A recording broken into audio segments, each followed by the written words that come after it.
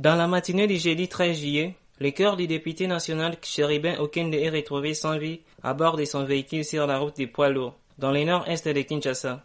Ce meurtre survient au lendemain de son enlèvement signalé par son entourage. Quelle sera l'incidence de cette mort tragique sur le processus électoral en cours en République démocratique du Congo? Bonjour et bienvenue dans ce 27e épisode de la saison 3 de Ponajek, capsule audio du groupe d'études sur le Congo et de Ebouteli, ainsi qu'un malin de recherche sur la politique, la gouvernance et la violence, qui tente chaque semaine d'éclairer un sujet d'actualité en RDC.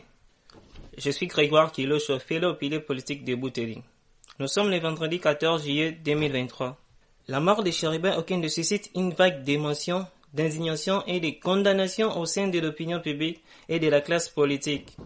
C'est un assassinat politique, dénonce par exemple l'opposant Moïse Katumbi qui a perdu le porte-parole de son parti Ensemble pour la République. Un crime odieux pour le prix Nobel de la paix Denis Mukwege. Dans un message de condoléances sur Twitter, le chef de l'État Félix Tshisekedi enjoint la justice à faire toute la lumière sur ce dossier afin de sanctionner les coupables de cet acte ignoble. La conférence épiscopale nationale du Congo Senko dit, elle, craindre que ces crimes inadmissibles ne puissent exaspérer le climat politique à la veille des élections.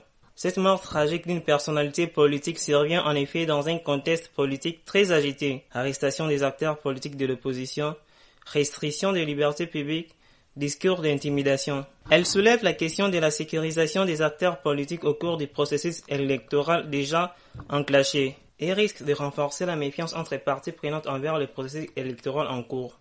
Hier, après l'annonce de l'assassinat de l'honorable Chéribin Okende, le député national Claudel Lubaya, par exemple, a écrit sur son compte Twitter qu'en pleine période préélectorale, marquée par des vives tensions sur fond d'intolérance politique, ce meurtre qui sème la panique est un mauvais signal pour le processus électoral. Plusieurs leaders de l'opposition voient en fait en ce meurtre un acte de musulman de l'opposition, à 5 mois seulement des élections. Cela aura forcément une incidence sur les caractères apaisés des scrutins à venir. Ces crimes interrogent aussi la sécurité collective de la population quinoise, en particulier celle des acteurs sociopolitiques en cette période préélectorale. Ces crimes interrogent aussi la sécurité collective de la population quinoise et en particulier celle des acteurs sociopolitiques en cette période préélectorale. Depuis plusieurs mois, la ville de Kinshasa connaît une montée de la criminalité urbaine. En plus du phénomène Koluna, la capitale congolaise est secouée par des kidnappings qui créent la psychose. Récemment, les auteurs présumés de ces enlèvements ont été arrêtés, jugés en procédure de flagrance et même condamnés à de lourdes peines allant jusqu'à la peine de mort. En fait, cette montée de la criminalité urbaine à Kinshasa vient s'ajouter à la situation sécuritaire déjà préoccupante dans les provinces de l'Uturi, du Nord Kivu, du Sud Kivu, du Congo et du Mai-Ndombe. Elle pose une sérieuse question de la capacité des gouvernants à sécuriser les processus électoraux en cours en vue des élections crédibles et apaisées. D'ailleurs, Denis Kadima, président de la Commission électorale nationale indépendante, CENI, ne cesse de pointer les contraintes sécuritaires qui pèsent sur ce processus électoral. La campagne électorale ne saurait nullement se dérouler sereinement dans un tel climat.